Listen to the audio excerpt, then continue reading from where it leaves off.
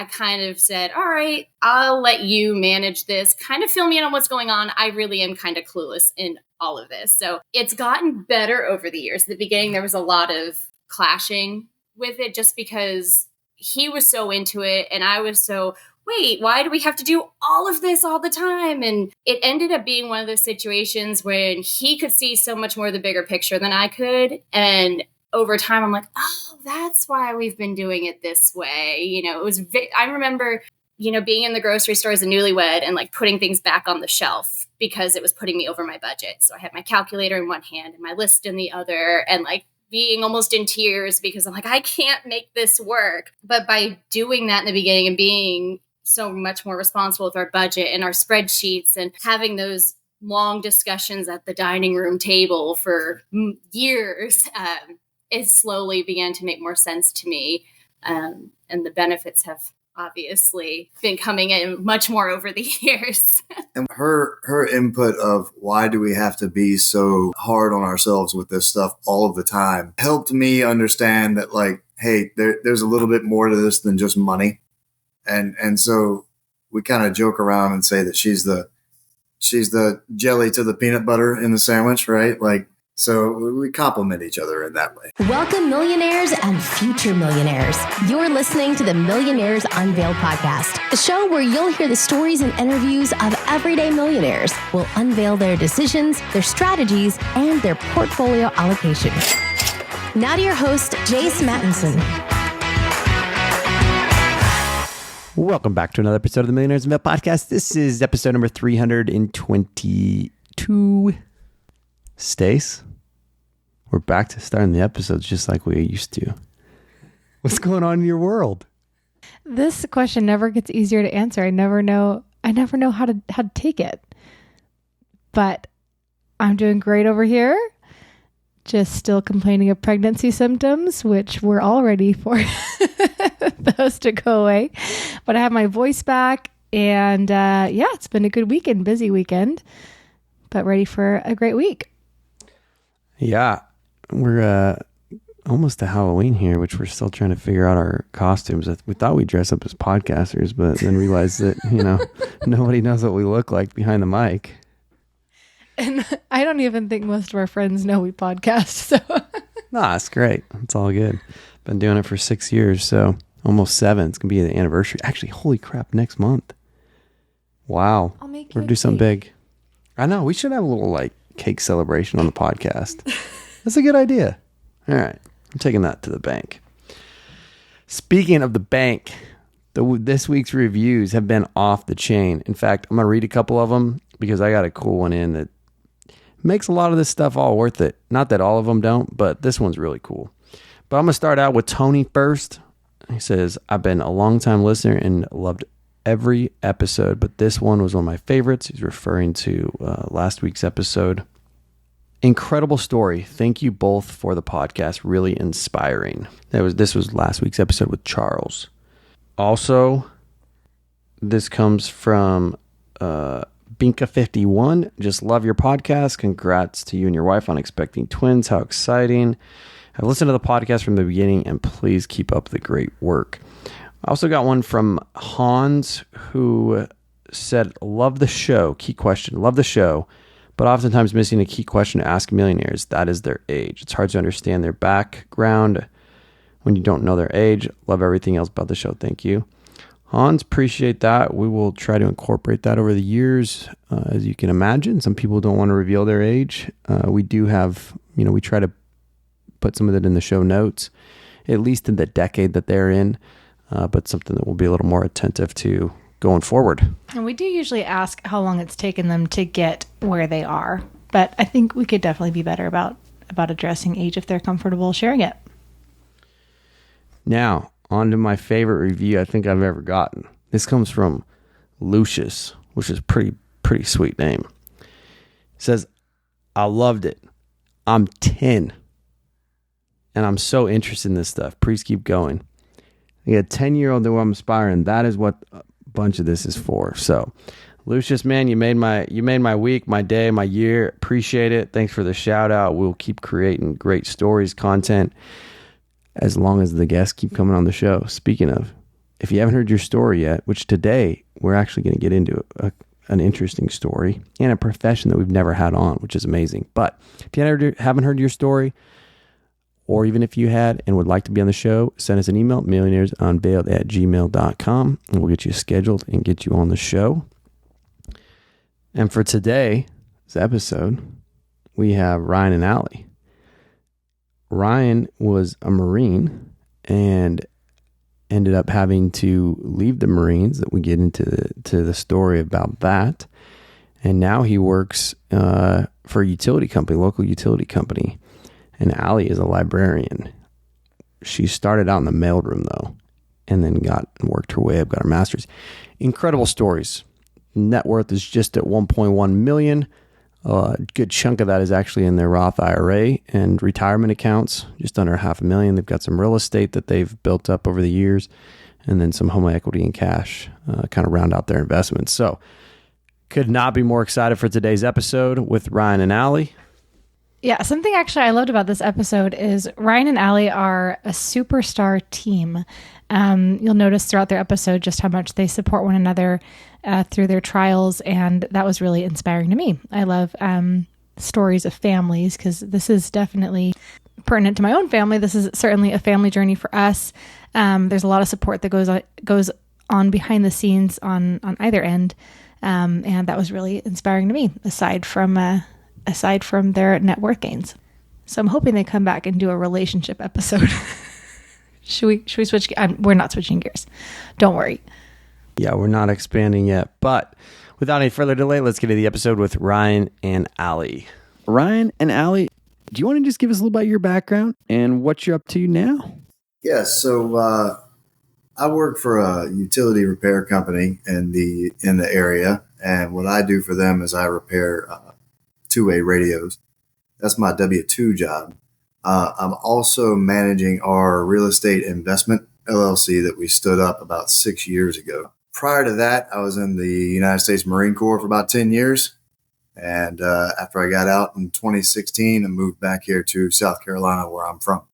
I am a state documents cataloging librarian. My background, I just got my master's in library and information science last year. So I just started as a cataloger this year, which is my career goal as of late. But I've been in libraries for about a decade. Before that, I dabbled in some executive real estate, but my undergraduate degree was actually in theater, and I'm originally from New Jersey. Wow. So fair to say we got a radio technician and a librarian millionaires. Yes. That's right.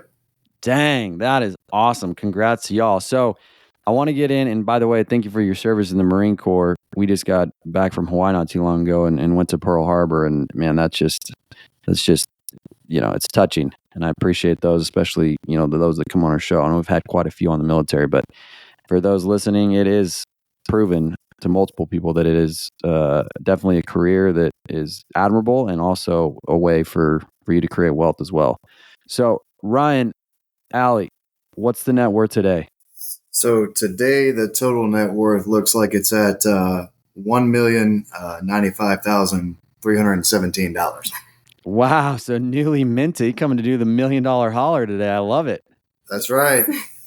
So what's the breakup of, we'll call it 1.1 round up. What's the breakup of the 1.1? Okay. So I've got about 425,000 of that is in various retirement accounts. That's spread between traditional and Roth, although the bulk of it is in Roth. I've got another 425,000 of that in real estate. We've got about $40,000 worth of cash and a little over $100,000 in home equity. And our non-qualified account. Oh, yeah. And $110,000 in a non-qualified brokerage account as well. Interesting. So you've got quite the gamut here a little bit. Let's start with the money that you have in the market. Is that invested, that's in your Roth and 401k, is that invested in stocks, bonds, mutual funds, ETFs, index funds? So what we do is an 80-20 split between a large cap growth ETF and a small cap ETF.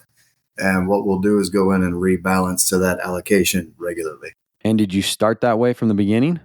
No, we learned that through much trial and error, and that actually seemed to be the most, I guess I would say, profitable allocation that we found.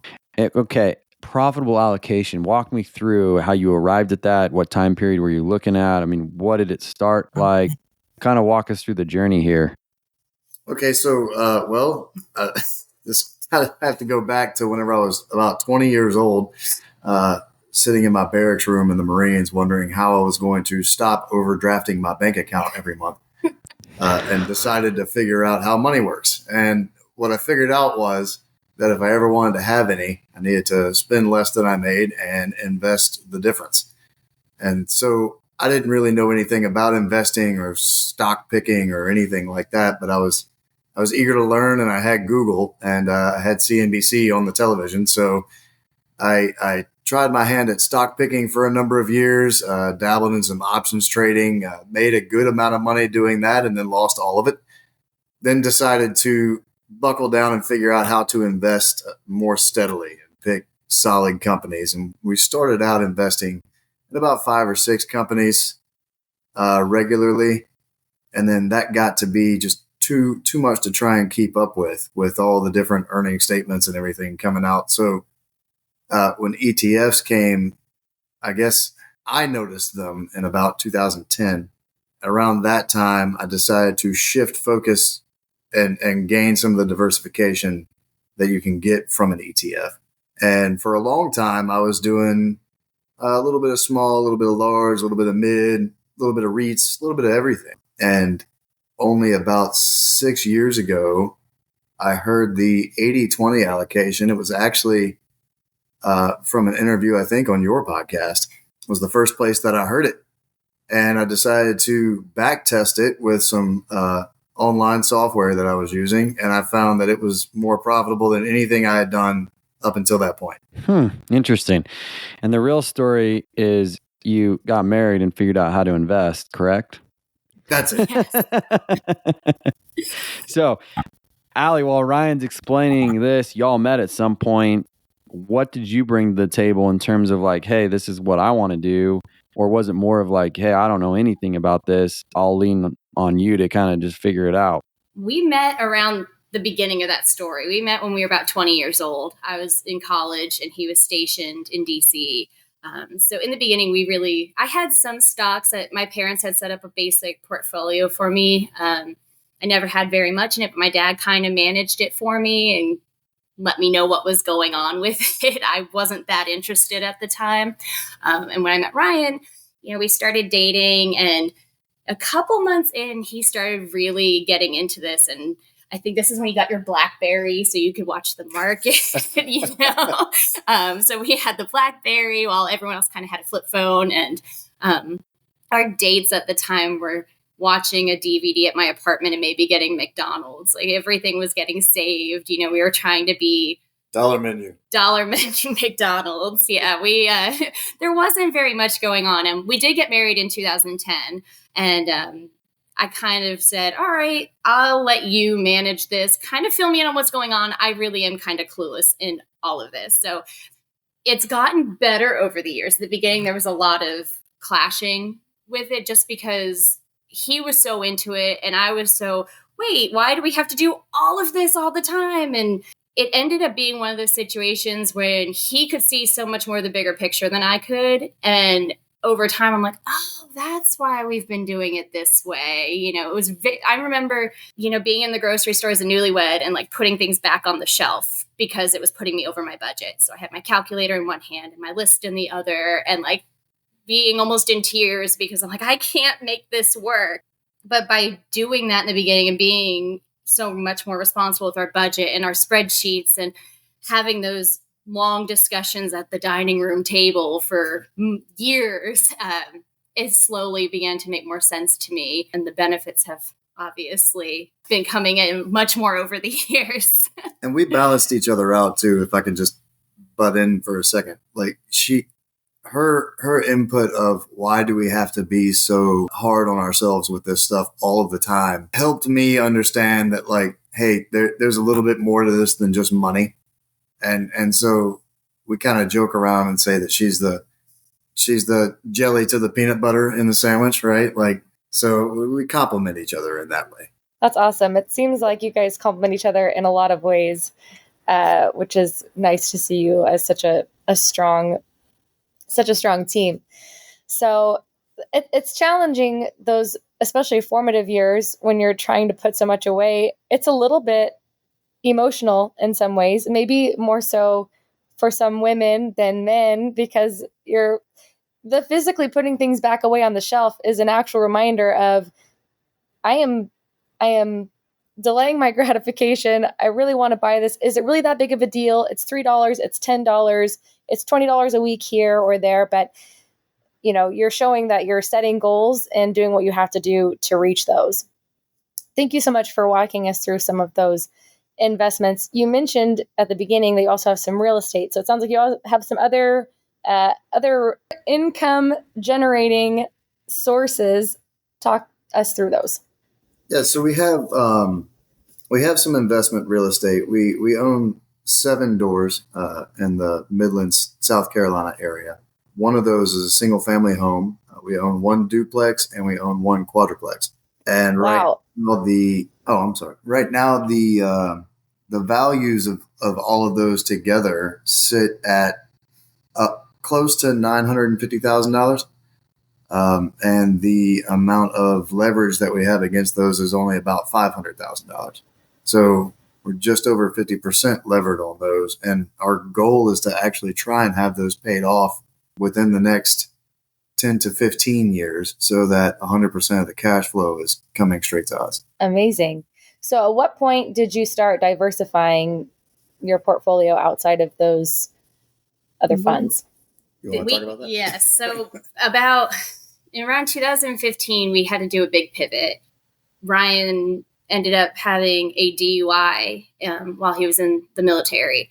And it was one of those things we kind of knew that was going to be the end of the Marine Corps career. So I got pregnant with our oldest during this time frame, and he ended up being a preemie. He was born at like 34 weeks. So we were in the NICU. We knew his career was ending. I wasn't working anymore because we were fully invested in the NICU and our son. And it was a panic of, okay, now what do we do? We had this whole big plan that was 10, 15 years in the future was going to be set. We're going to have the military retirement. We were going to have the insurance, like everything was set. And it all kind of fell away from us in one evening. So we had to pivot, and Ryan got sober and we moved to South Carolina, and he started working in radios here. And we're like, okay, we've always wanted to look into real estate. Let's do this. So I found howtostartanllc.com and I started doing all that paperwork. And I was home with Will, our oldest. And luckily, once he got out of the NICU, he was healthy. He was fine. It was a very stressful beginning, but thankfully he was okay. But I started putting together all the paperwork and, okay, this is the stuff we need. We need the EIN. We need to have the articles of organization. We need to file all this paperwork. And he started looking in the area and meeting with real estate agents and networking. And it kind of all started growing from there. In the beginning, he was doing almost everything. He would work from 7:30 to 3:30 at his regular job and then go to a property and work there till 9, 10 o'clock at night. We really couldn't afford contractors or extra help. And that was a very long couple with a newborn in the house. With a newborn in a new state. We had been living in North Carolina. We'd moved to South Carolina, and it almost felt like going back to the beginning. It was a very... You're reminded of putting stuff back in the grocery store again. There was putting stuff back in the grocery store again when we... You just didn't go to the grocery store. You just went to look. Yeah, I was just looking in the window. We're window shopping at the Food Lion. Yeah. And yeah, so that first flip, it was one of those times like we look back, like how in the world did we get through that and do that? It was together. That's how we got through it. Yes. Yeah. So that kind of brought real estate into the picture for us, because we just had to get a plan B. Plan A did not work out, so plan B went into effect. Wow. Way to rally. That could have gone so differently for your whole family in so many different ways. What kind of role, if I might ask, did getting sober play in any of this, if it did at all? Oh, it played a tremendous role. One thing you don't realize, if any of your listeners have a problem with alcohol or think they might, is how much time is actually spent not only drinking, but recovering from drinking the next day. Once that's cut out, it's almost like a superpower. Like you can run, for hours longer than you used to be able to, and focus better on things more than you used to be able to whenever you were drinking. So getting sober was definitely a plus in that situation. It was also money saving. It also saves a lot of money, when you don't have to buy booze when you go out. So wow. So Allie, you took some time away from work, obviously, when your baby was in the NICU. At what point did you go back to work? When he turned 1, I was like, all right, it's time to get back in on this. I'd worked in libraries at Camp Lejeune, where he had been stationed, and it was, kind of part-time work. It was at first, it was one of those things. I was a paraprofessional, but I loved it. I loved books. I loved being around people. It was one of those things I didn't think I could make a career out of it, because to be considered a full librarian, you usually need to have your master's, and that was not something I was interested in at the time. But I started looking in libraries in the area, and I got hired working with Talking Book Services, where we provide audiobooks to the visually impaired. And I actually started in the mailroom. And worked her way up from the mailroom. Yes. So the original job I got, I was lowballed to the point where I was like, look, I'm paying for daycare, and the salary you're offering me is not even going to make it. I'm going to be paying to go to work. Can we adjust this a little bit? So I think that first 9 months when I was working in the mailroom, getting my foot in the door, we were breaking even on that. It was covering daycare and giving Will and I benefits. Since Ryan had the VA, we decided to have him switch to that to save some money. And I eventually got promoted to being a reader advisor assistant. And I realized my job offered a tuition assistance program that once you'd work there 6 months, that you could apply for school. You would pay the upfront cost, but if you got higher than a B, they would reimburse you for everything. So as long as you can, get through the class and get the good grades, they'll pay for it. And they would cover up to basically 4 classes a year. So I was like, all right, I'm going for it. I never thought I'd go back to school, but when it was going to be like that, I couldn't say no. So I applied. I got into the University of South Carolina. And a month later, I found out I was pregnant again. So I started going back to school, newly pregnant with a toddler and working full time. And it was another new sort of grind. While I was still flipping houses, by the way. Yeah. Until 10 o'clock at night. So it was another one of those periods in life you look back, go, oh God, how would we do it? I did take off a semester or so when our youngest was born. And I went back to school. I'm like, all right, let's do this. And then the pandemic hit. So it was like brutal, just brutal. Yeah, it's like you kind of get ahead and then there's a big step back, and you kind of get ahead and there's a step back. But it took me about 3 years, and I graduated last year with my master's. And with a 4.0 GPA, I might add. I'm going to brag on her a little bit. Thank you. So yes, and then it led me into I'm at the same library, but I switched departments. They offered a position in technical services and cataloging, which is what I've always wanted to do. So I'm now a state documents cataloging librarian. And it's one of those jobs where people hear it and they go, oh, so you like that?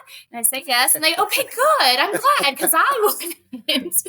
But somebody has to like the boring technical metadata organizational sort of thing. And thankfully I do. So definitely. And thankfully we all lean on you. Thank you for your job, your own particular type of service. Well, that's amazing. Way to work through so many challenges. And Ryan, as you're doing all this house flipping, did you have any sort of a background, or did you YouTube your way through these flips? And also, where do you sit now in terms of management and flipping? Are you adding on to this portfolio? Talk me through that. Okay, so yeah, in the beginning there was a lot of YouTubing. I had one thing I can say is, if you're going to invest in real estate, find a good real estate agent. I had a wonderful real estate agent who had invested in several properties himself, who sort of helped walk me through this process. He also introduced me to contractors and handymen that didn't mind helping me, even though they knew I didn't have much money to pay them. They would show up. I would pay them for a little bit of work, but while they were there, they could show me a few things. And I definitely used that to my advantage. Just reaching out to other friends of mine, people at work. YouTube, of course, is always a great resource. But I found if you're going to use YouTube when you're flipping a house, you need to watch at least 5 videos on one subject, because then you might get a whole picture on what's actually supposed to happen. And we did have our families help out. And our families helped out as well. That's right. My in-laws actually came in and helped me out a few times. My family came and helped out a couple of times. So in the very beginning, it was a lot of family and friends that showed up to help out for that process. Now, fortunately, we contract out almost everything because we can afford it. And we have all of these rental properties wrapped up with a property management company. Oh, wow. At what point did you feel comfortable outsourcing both of those things? Probably took up until about, 3 years ago. Yeah. So we started this 6 years ago. So the first 3 years, a lot of it was me. I had a few contractors here and there, but I couldn't really afford the best ones. So I kept having to chase after them a lot. That got annoying. So I would typically end up just doing things myself anyway. And then eventually I did meet the guy we work with now on a lot of these. And we've been using them ever since.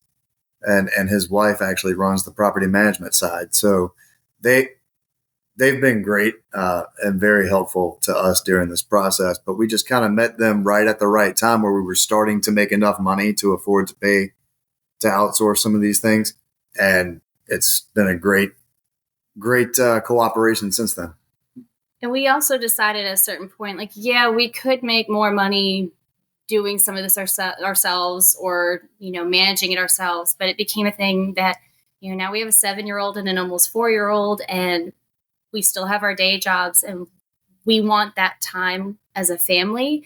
So even if it's cutting into our profit a little bit, or, we could take it a little further, we've decided that our time together as a family is worth outsourcing some of that work. Yeah, I've said that, we only have little kids once, and I don't want to miss out on that, because I had to for a few years there in the beginning. And it's not something that I want to keep having to do the whole time they're little. One day when they grow up and they don't want anything to do with us anymore, then I'll get back into it. So the money can be made then too. And how much do you pay property manager? We pay 8%. They give us a discount because we have so many doors with them, and we've been using them, like I said, since they started. Since they started. We were one of their first clients that they worked on when they right. stood up. Certainly not their biggest now, but one of their first then. So cool. And in terms of growing the portfolio, I mean, you mentioned the agent. Is that kind of, hey, go find me this, I'll outsource everything, and then I've got this property management to just slide in there? Or do you take a little bit more active role still in sourcing and executing? I take a pretty active role. I'm constantly visiting properties with our agent, but like I said, he's an experienced investor himself. So anytime I have any questions about, what something's going to look like in an investment property, he's been able to help us out with those. Nice. I want to go back to something real quick, because you have quite a bit of money in your Roth. Yeah. How did you get there? I mean, was this something that, contributing $3,000 and $6,000 when you got married up to $6,500 or whatever every single year, that it's just grown and compounded? Or what's the story there? So here's the rest of that story. I'm glad you asked that question. In the military, you have something called a TSP, Thrift Savings Plan. And in your Thrift Savings Plan, they had a Roth option. And there wasn't really much of a limit on what we could put in there. So we shoveled as much money into that Roth TSP as we possibly could very early on. And that's how that balance got so high.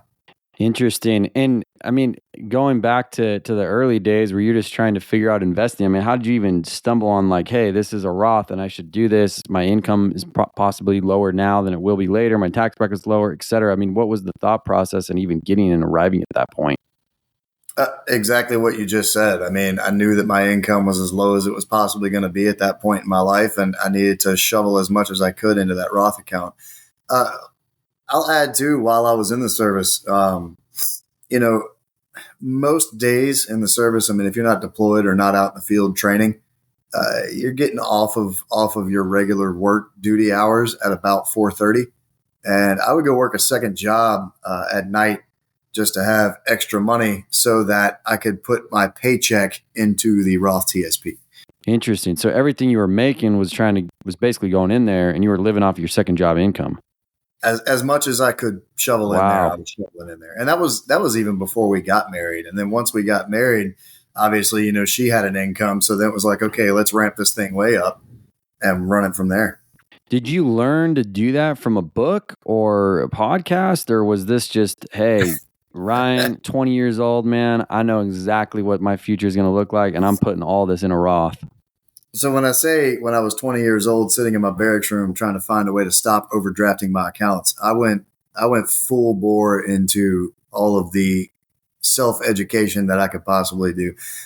Books, Google, and CNBC. That was really, she was making the joke earlier that she's a nerd for liking to catalog documents, and I was sort of a nerd for that sort of thing. I would sit around watching and listening to CNBC, and anytime someone said a word that I didn't understand, I would just Google the definition of it and then go down the rabbit hole of that whole thing down Investopedia and all these other things. And then I was started listening to personal finance podcasts and reading books. I think I didn't even really get my first personal finance book until we were living in North Carolina. So that must have been.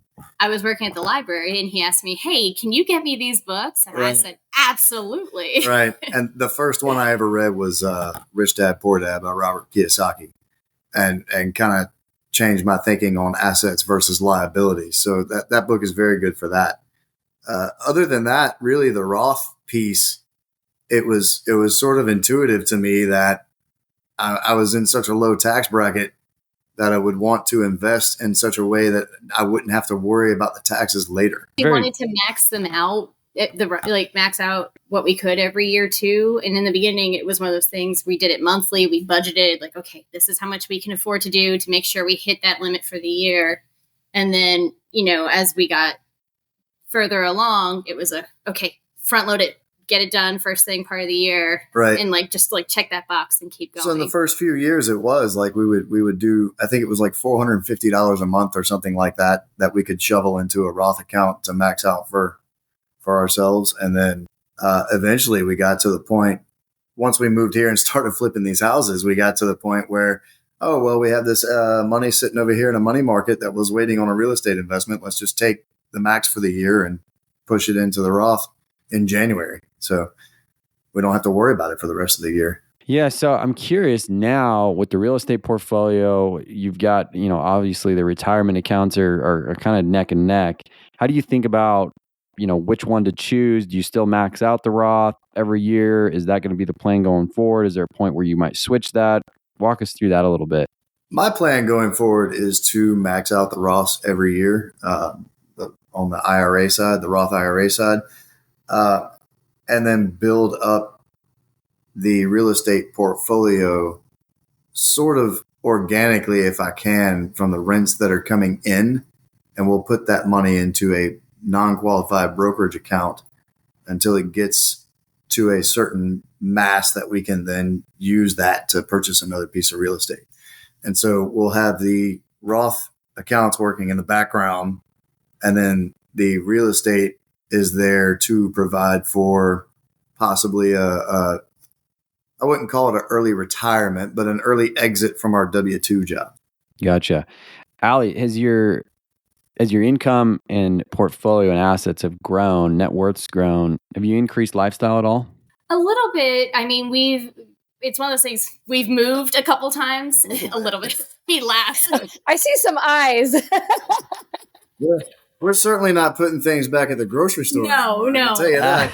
But we've talked about this a lot in the last year, where he's saying, "Oh, if you want this, get it." I'm like, "Really? Like we can, like we'll go." You know, we don't ask permission, but we want to say we don't just want to go spend willy nilly either. Like, you know, if there's certain things we think we need or want to get, you know, we have a discussion about it and try and be on equal footing here.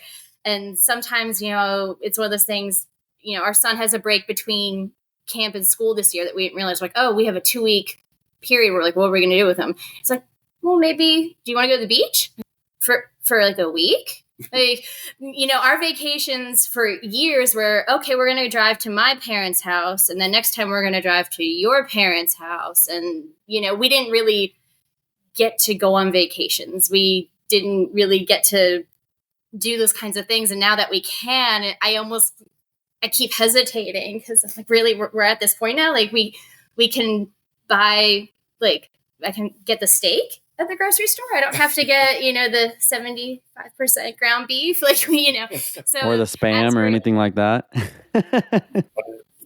We're not eating fried bologna sandwiches. No, the chicken and rice, the pot of chicken, rice, peppers, and potatoes that last. Tell that story. Maybe they'll use it.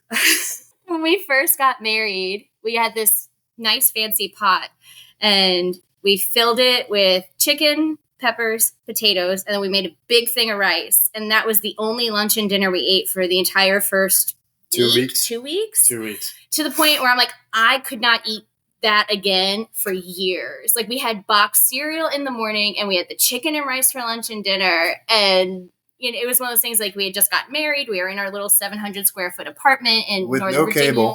No cable, no internet, playing a lot of Scrabble. Rummy. Yeah. I was pretty good at rummy. You were. But that was like the first month or so of our marriage.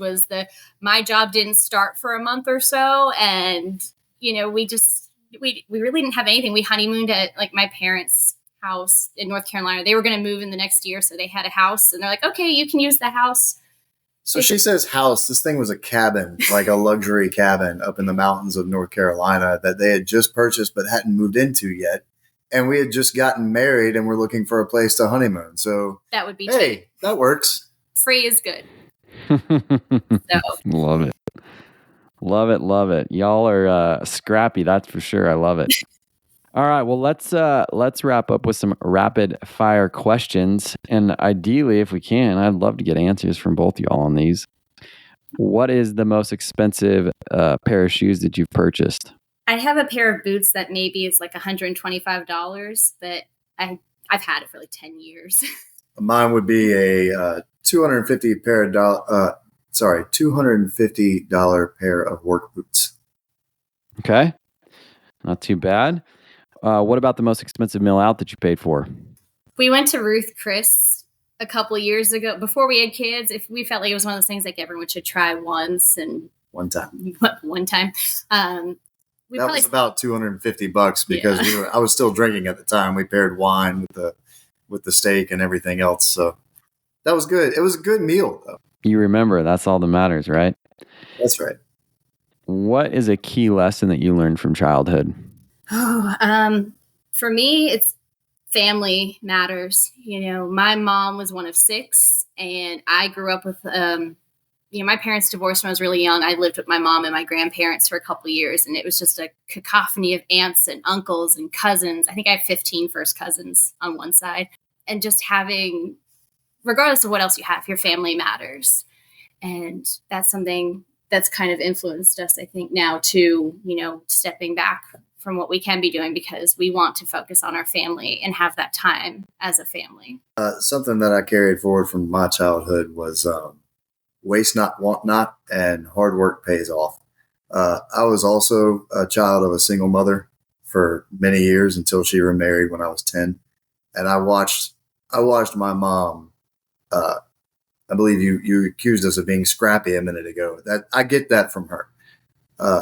She worked 2 jobs and went to school and raised me and got us up out of where we were to a nicer place. And so hard work pays off is a lesson that I learned or very early on. Okay. What is the most fun that you have had with money? Oh, our cruise? Yeah. When I got back from Afghanistan in 2013? Or 2014. 14. We went on a cruise. You talk about the cruise. Yeah, it was probably the most we ever spent on a trip too, but it was because we booked it literally the week before we left. And it was January and we went on a Mediterranean cruise for like 12 days. So we went to Italy, France, Spain, Tunisia. Yeah, it was all the way around the Mediterranean. Yeah, and I think the most expensive part was the last minute airfare round trip. But to Rome, right? Yeah, we had to fly into Rome just to be able to get to the ship. But it was a great way to get a little bit of everything. Go, okay, we want to come back here and do this properly one day. We want to come back here and do this. But it was a great way to have, okay, we have our accommodations all in one place.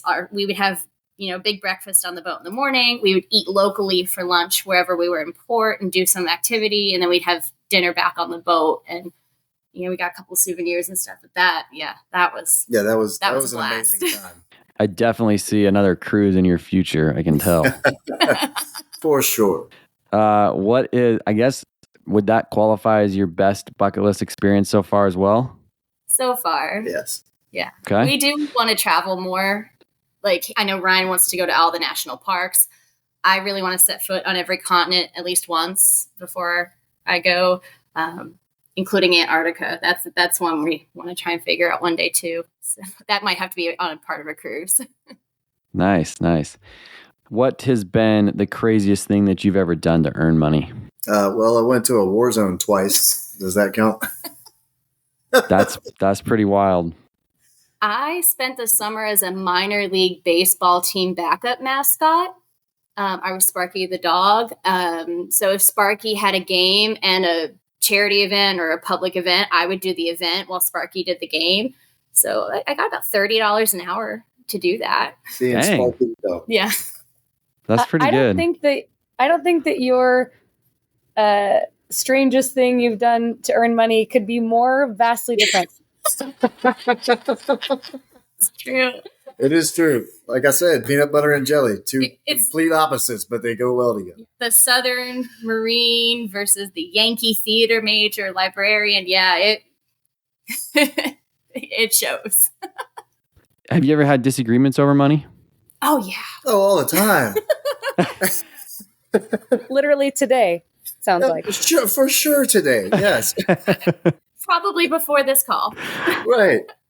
There was like an Amazon box. It's like, that wasn't me. But the thing is, like, you have the conversation, right? And even though it may be a disagreement, you try to be respectful to each other and work out what your goals are together and come to a consensus on how to move forward. So even if there is a disagreement, I mean, there's always going to be a disagreement. We're two different people, but we can work that out amongst ourselves and come to a conclusion that works for both of us. Well said. What's a closely held belief that you recently changed your mind on? For me, it's about kind of a confidence thing. I've been working really hard to be more confident in my abilities and what we've been doing as a family and as a couple. And it's been a very long journey for me. So getting that confidence to be knowing what we're doing is working and what I'm doing is working and confidence. I'm still working on it. That's when you confidently say, I am confident. I am confident. That's right. For me, something that that was a closely held belief of mine while I was in the Marines that I've recently learned to change my mind on since transitioning to the civilian world is you don't always have to fight your way out. Sometimes you can just simply remove yourself from a situation or negotiate and view the other party as a counterpart, not the enemy. Interesting. Appreciate y'all sharing. Where where did your interest, Allie, because we've kind of heard Ryan's take on this with the overdrawn on the account. Where did your interest in personal finance come from? Mine was definitely a different experience. I didn't have much when I was really young. Like I said, we had the same kind of single mom sort of background. But when my mom did remarry to the man I consider my dad, he did have a very good job and kind of took me in as his own. And he's the one who's like, okay, we're going to start a stock portfolio for you. And he let me pick, I think I picked like Coca-Cola because I knew what it was. You know, it was one of those things when I was really young. He let me pick and we watched them together. And I remember like looking in the newspaper to see what the stocks were doing and watching them roll on the TV and seeing the different things there. But as I got older, it's kind of one of those things. I was a teenage girl. I stopped caring a little bit. It was, I took a step back from it. And then when I met Ryan, we started talking about it. I was like, oh yeah, I have some stocks. And he's like, you do? I was like, yeah. And, that's when we started talking about it more. And I realized, maybe I should pay more attention to this and not just kind of have it be in the background that my parents are kind of keeping an eye on for me. I mean, I didn't have very much in there. I think when we got married, that was maybe 8,000. Yes, it was not very much. We both came into the marriage with about $8,000. I had it in a Roth IRA, and she had it in a non-qualified account. So, and the only other thing I had was I had some bonds. That's right. My mom got it in lieu of child support because she was like, in the future you might want this, and that's how we ended up. I think we ended up using it to replace one of our cars when the car finally went. One of the cars broke down. Yeah, that's right. We used my bonds to buy our used car. And, that was used car. So I definitely did not have as strong of an interest in the beginning. Even in the beginning of our marriage, it was I was the one kicking and screaming a little bit. Our approach to it was very different. And it was very hard for me, I think, for a long time, especially knowing, well, we have this. Why aren't we doing more? Why aren't we going out to eat more? Why aren't we traveling more? Why, we do make money. Why are we, constantly saving, constantly? And then, as time goes on, you're like, oh, that's why. Well, it turns out peanut butter is really sticky. Yeah. Had some sticky ideas there. Well, aside from your financial investments, it sounds like you guys have really invested in your marriage. And I'd love to know what you've done to make it so strong. Communication. I mean, communication is key to everything. A lot of people like to avoid conflict, and I can understand why. But unfortunately, my wife married a Marine, and we charge headfirst into conflict. So you have to have the conflict sometimes in order to find a resolution. I mean, if you just go through ignoring all the small problems, they eventually become big problems. And it helps having someone who is willing to take that journey with you and actually communicate with you. And we have done marriage counseling in the past. It was one of those things where if you have a car, you go in for an oil change, just because you're going in for counseling doesn't mean there's a problem. It's more like preventative maintenance. The Marine Corps made us do it as newlyweds. They made us go to a communication class, and you got a talking stick, and we used that thing. We did for a little while. And then we went back a couple years later just to kind of relearn our communication styles were just very different. And he finally said to us, he's like, you guys know you're on the same team, right? It's not, one of you is not going to win. If you're going in an argument to win, you're not doing it right. You're on the same team and you need to be working together. And that was kind of the glass breaking moment, I think, for both of us. We're like, that kind of makes sense, huh? So we'll still disagree and have our fights and stuff, but we try really hard to really communicate and suss it all out and put it all on the line when we need to. That's awesome. Another way I've heard that phrase of being on the same team is you're both on the same side of the table looking at the problem versus sitting across from each other as a problem. Great. Well, thanks for sharing that with us. Any final words of advice for someone starting out? You go first? Yeah, I can go first. Okay. My advice to anyone starting out at any point in their life is to just start. Just do it. Start now. It doesn't matter how much you have. Put something to work for you. And it doesn't matter if you even know what you're doing. start putting money into investments, and you'll begin to learn more about the investments, because it will force you to pay attention to the investment world just by the nature that you have the money in there. I would say, don't be afraid that it's hard. I mean, it's hard. It will be hard. There will be periods of time when it is really hard, but it's one of those things you'll also look back and go, you're more capable than you can ever imagine. Like, I never thought I would be part of a small business or go back to school or have a master's and do all this stuff with a family. And yeah, parts of it were really hard, but don't let the hard scare you. Sometimes the hard can be really beautiful too. Yeah, you look back on those hard times with fond memories. Awesome. That's Ryan and Allie with a net worth of $1.1 million. Thanks for coming on the show today. Thank you for having us.